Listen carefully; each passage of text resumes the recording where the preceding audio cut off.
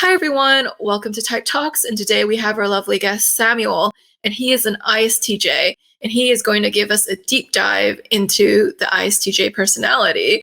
Today we're going to try a little bit of a different video format to spice it up, and I hope you guys like it. Without further ado, let's get cracking and discover the secrets of the ISTJ mind.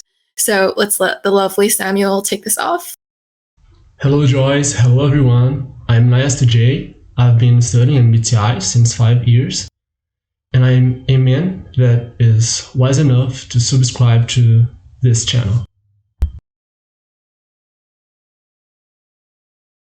The 3 words to ISTJs, I would say precision, efficiency, and persistence. Precision because our first function is a sensing function, the SI. And SI always wants the best sensation, the best impression. So we really want to make the object to turn into that impression, that idea. The efficiency, because we tend to think that if something don't works, most of the time it don't worth to the effort.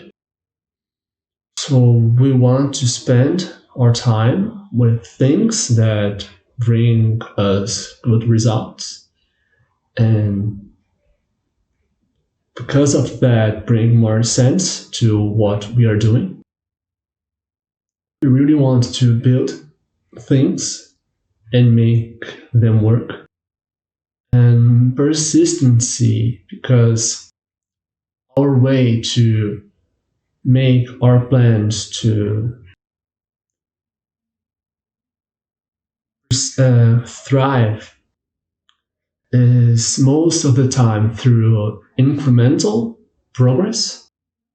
So to maintain that progress, we need to be consistent with our procedures and our commitment to what we are trying to do. And the persistence is something that procedure really requires. And I want to say also that for me, and probably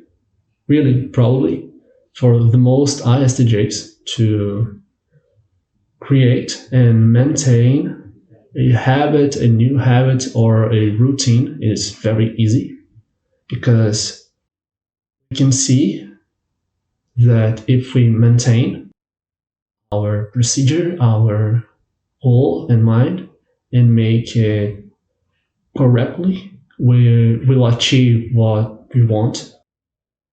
And that will be great. We will be happy to make it happen.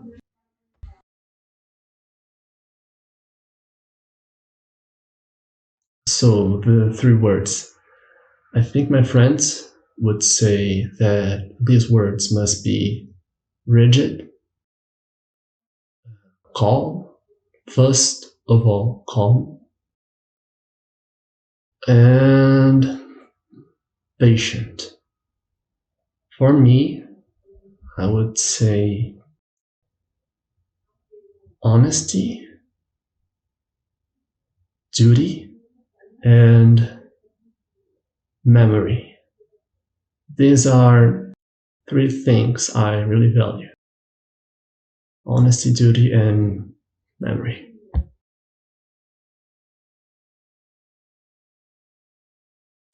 The celebrities or examples I know or heard that they are ISTJs are First of all, Natalie Portman. Always that I search for ISTJ on the internet, she always appears. Always. I heard that Freud was an ISTJ. I confess I'm really surprised for him to be an ISTJ. On Michael Beer's channel, he discussed about the Heidegger and the relation with his philosophy and SI. I think it makes sense, and I really appreciate that his initiative to show the relation he sees between SI and Heidegger. I don't know if I'm not sure if Michael says that Heidegger is an ISTJ. I think he said, but I'm not sure. And for the pop culture, I heard that Harmony is an ISTJ. I can see she being an ISTJ. For the community, I think she is the few ISTJs most intuitives like as a archetype. But I don't know, maybe there are other ISTJs in pop culture or literature that intuitives like, and I just don't know about them. I'm not sure. For celebrities, I don't know a lot of them. I think it's because ISTJs are introverts, and they usually don't have a great cause, so they don't appear that much like INFJs, INFPs. But I think that's all I know about the famous examples of ISTJs.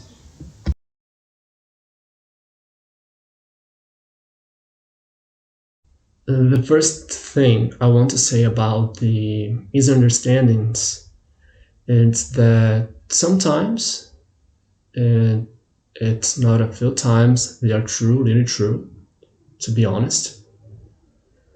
But I think the main problem is the understanding of what SI really is.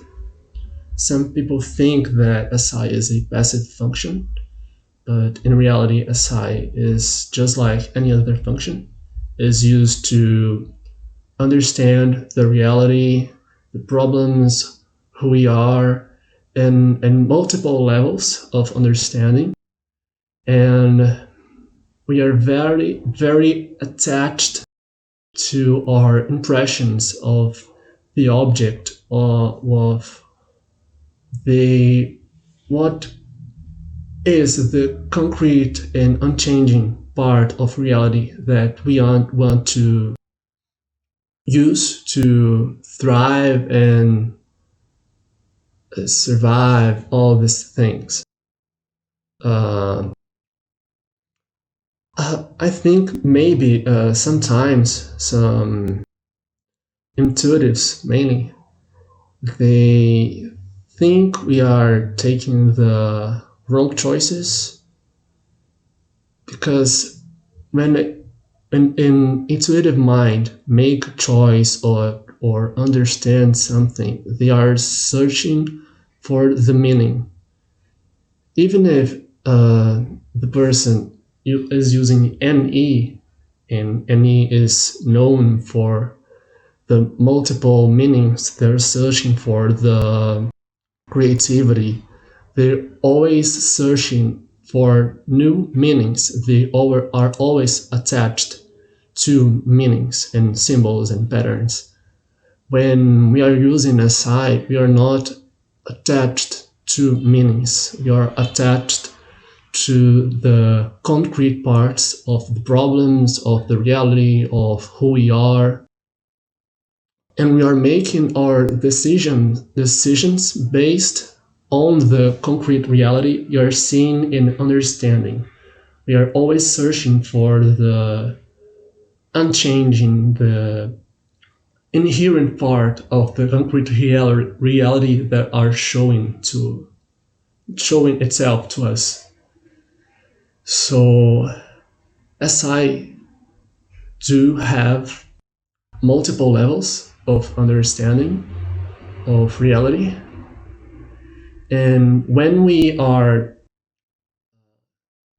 searching or talking about the details, you're not doing it because we want to manage with things that has less importance. We are just trying to build the right impression, the right perception of the unchanging part of the object. So every detail can disrupt, can break that perception of the object. So that details are important to us because we are seeing the impact they have on the interpretation we have on reality. There are more about the ISTJ. One thing I think is common to us ISTJs and INTJs are the perception of coldness. I have to admit that sometimes ISTJs are real cold. I was really cold some years ago. But the coldness is not a necessary part of the ISTJs. We have a FI, just like the INTJs have. And some of us really care and develop that function. Some of us are aware of the importance of the feeling realm and are aware of the deepness of our desires, feelings, and values.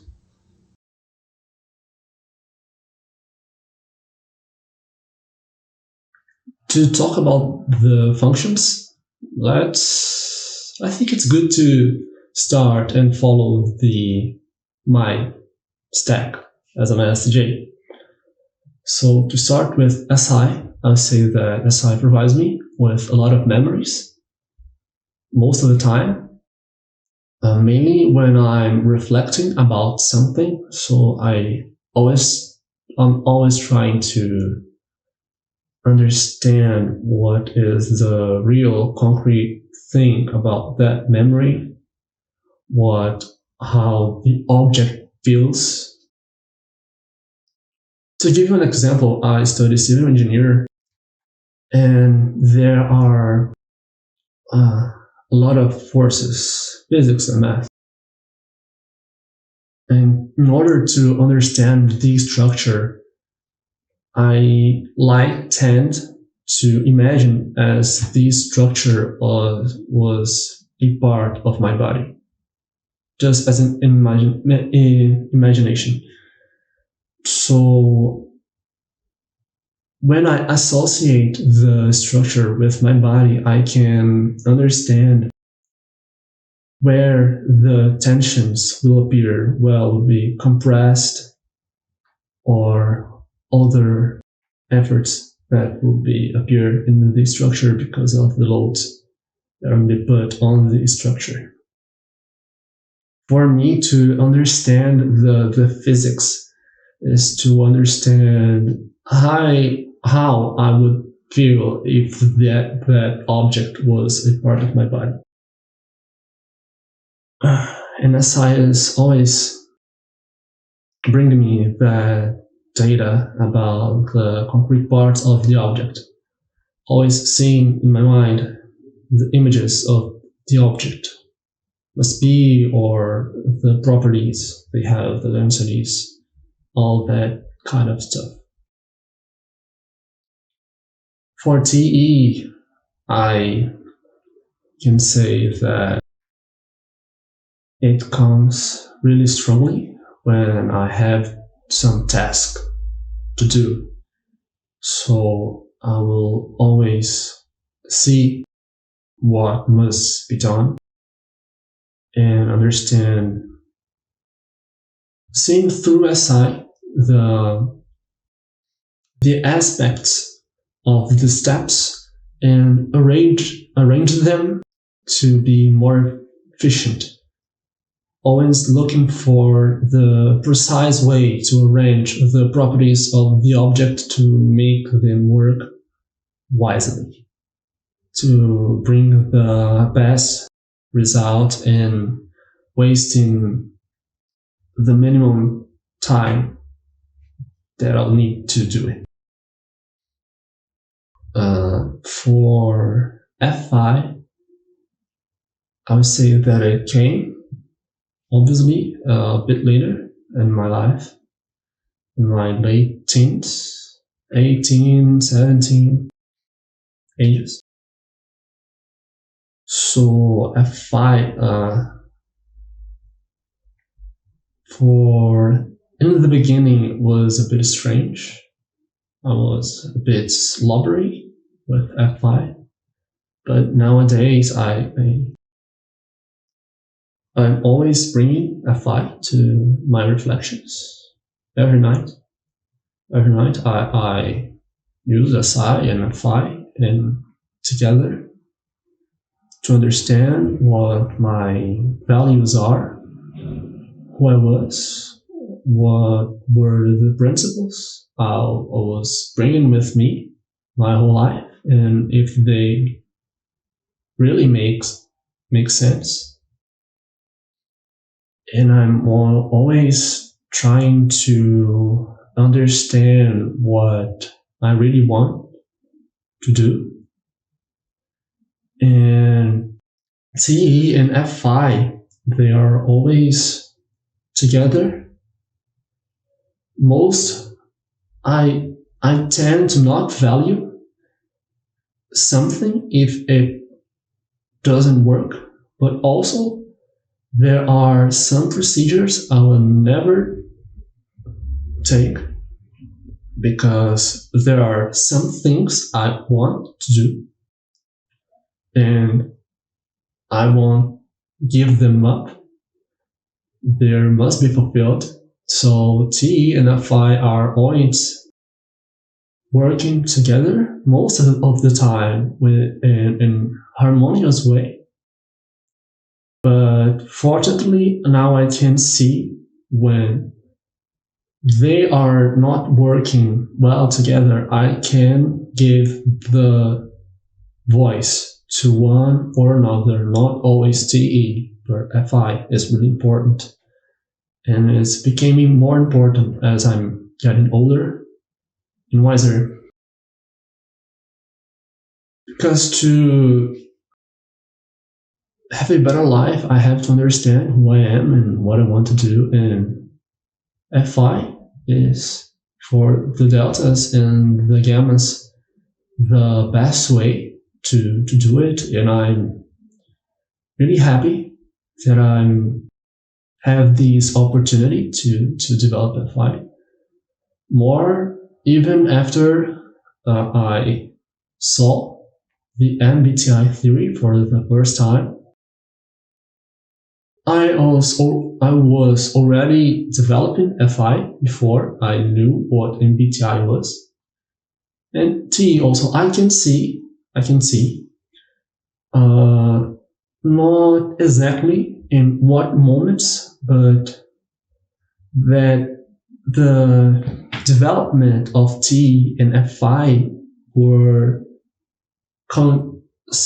a conscious decision. When I was younger, I was seeing how I needed to be aware of the external world, and I needed to deal well with the external world. So TE was amazing in the beginning, and after I was able to see that emotions are also a part of life, an important one, and that will be sometimes that I'll have to give a response of what I want and who I am. And it's better to understand it with honesty and be able to laugh and cry when I want to do it. One of the things I really don't like is when a thinker don't know how to express its emotion. It's kind of sad because they are feeling that thing and they can't express, so that situation is quite of making the emotion less aware and giving that pressure to express it, but the person don't know how to express that feeling, that emotion. So feeling turns into a quite strange situation. It's kind of sad. I don't want to do this, at least not anymore. I want to be really aware of what I'm feeling and show it to the other people, because I can see it is very important, and to be able to choose the right things in the right moment and not be paralyzed about having to deal with the emotions. Now, to talk about NE, NE is a quite special function. Obviously, is my fourth. NE is my aspiration, my love, is the thing I've been spending most of the time on the quarantine. In my life, NEs was a bit strange. I can remember the times when I was neglecting NE to take part of my perception. I was thinking like it was just imagination, that I would need to only trust on the reality, on the concrete reality, because meaning don't exist. So there was a few times where I was doing something. Most of that times I was required to deal with some intuitive thing, and I just don't know what to do.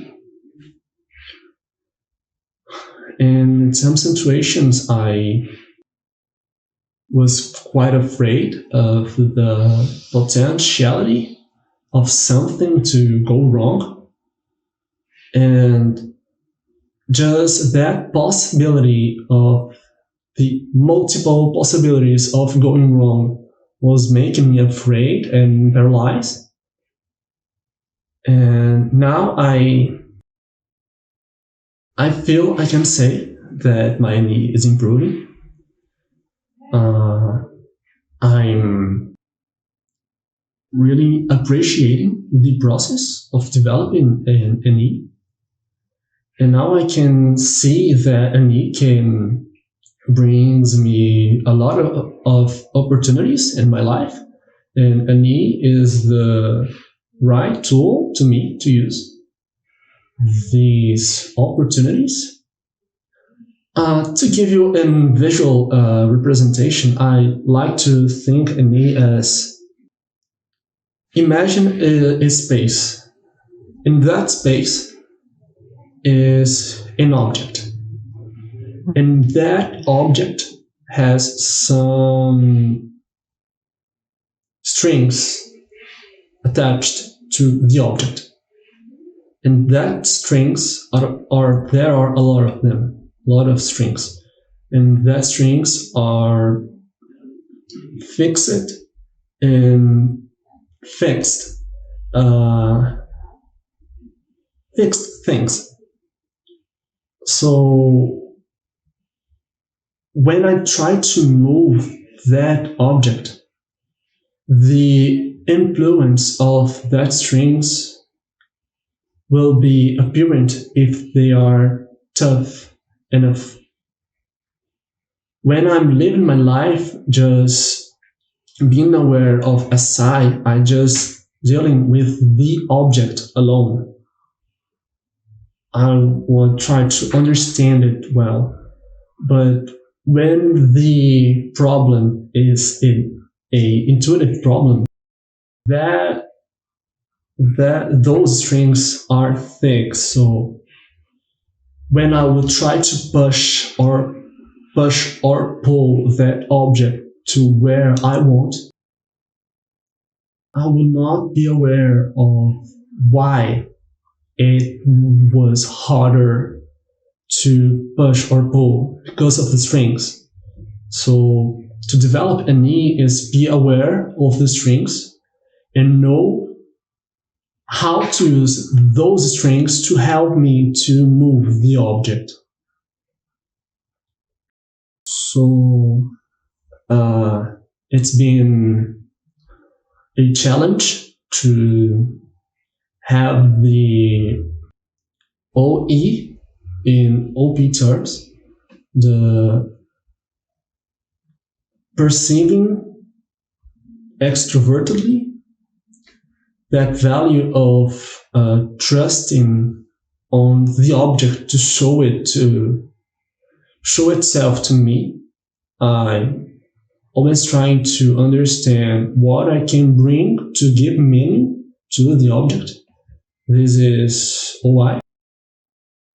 And it's quite new, that idea of valuing on OE. It is quite amazing to see that it does plays out in my life. And in reality, it's not just imagination. It's a real thing. And is helping me to grow as a person and as a understanding and grow my understanding of the world. And I'm really thankful to have an E in my stack.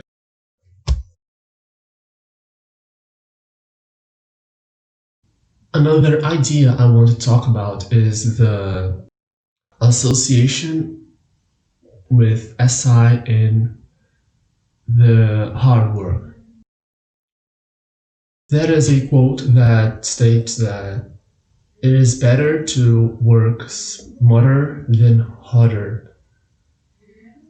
Probably it is more clear to associate the philosophy to TI and NI, because TI will understand what are the principles of the problem, and with that principles, understand what is the better choice. Not worrying about the all sorts of problems that is about that object, but going directly to the principle and solve through that principle. And then I to understand the major situation and just ignore some aspects and solve to the core of the problem conceptually. However, SI still can do it, but with another approach. Yeah, there are the alphas that can use SI and TI together, but to deltas that don't have TI, the SI approach, just SI approach, would be to refine and understand the concrete aspects of the object and understand what are that qualities that has a major higher importance to that problem. So it is a good idea to use SI and build the better understanding of the object, so I can push the right property, concrete property of the problem to solve it. So the time that I spend to understand, comprehend the object can lead me to a path that has less amount of steps. So for SI, it's still possible to work smarter and still work harder.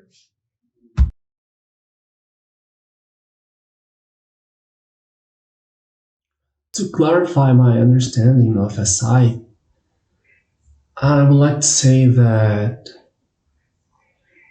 when I was hearing about NI seems to me, I don't know if you relate to this, Joyce, but after all I heard about NI is that when NI is trying to understand something, they would bring a lot of concepts and they will try to fit to bring them to have a consistent harmony among these concepts, and they will lead to a vision of the future or the vision of the core of the object.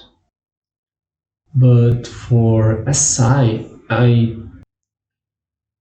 also tries to bring to a unity the object, understand what is the more important thing about the object. However, I would like to say that SI blends the impressions it has about the object, because I think the difference is that to an I, the concepts, they are, even though they are harmonized, each concept is separated one of another.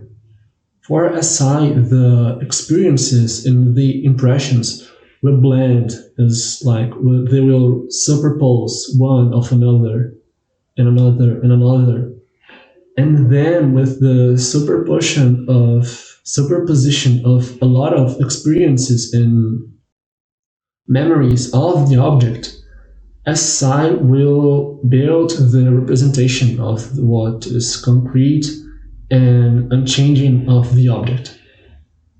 It's like a decantation process that SI likes to do.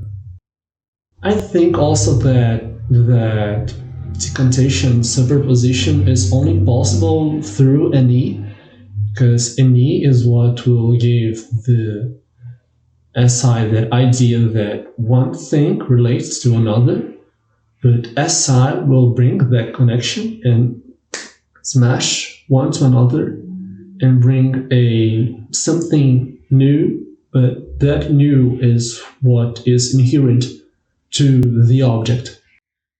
So SI will have that initially a little blurry understanding of the object, and with time they will be more clear.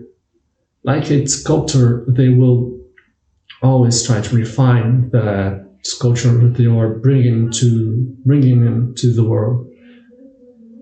So I think there is a good way to represent SI, and always also be aware that SI is not trying to always go back to the past. The past is a way to understand how the world really is. SI will care, at least in my case, SI will care more of the object, the impression, what is the right impression. So they will always worrying about if the work that was made to build that impression was good enough, instead of just having a feeling to want to go back to the past. The past is just a way to learn and understand what is correct and what is true. I think that's the main thing I can say about SI. Of course, there are more things about SI, but for now, I think it's enough.